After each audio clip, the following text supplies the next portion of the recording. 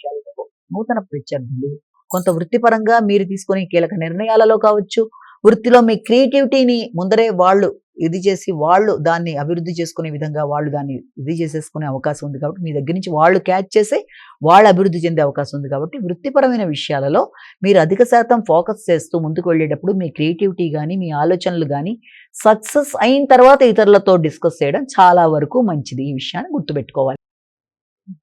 విషయంలో step by step ఇతరుల దగ్గర చెప్పడం బట్టి, అది ఇతరులు దాన్ని ఈజీగా ఇది చేసుకునే అవకాశం ఉంది కాబట్టి, వీలైనంత వరకు ఆచితూచి వ్యవహరిస్తూ, ఏ వ్యక్తినైనా ఎవరితో మాట్లాడినా పని అయిన తర్వాత అంటే మీరు ఆశించిన ఫలితాన్ని మీరు సాధించుకోగలిగిన తర్వాత, విజయం తర్వాతనే ఆ విషయాన్ని మీరు చెప్పే విధంగా ఉండాలి. విద్యార్థులు విద్యాపరమైన విషయాలలో డిస్ట్రాక్షన్స్ పనికిరావు.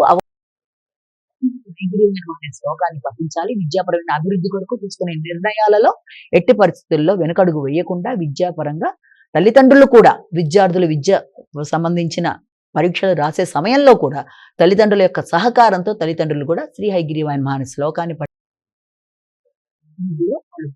అవకాశం కనబడుతుంది.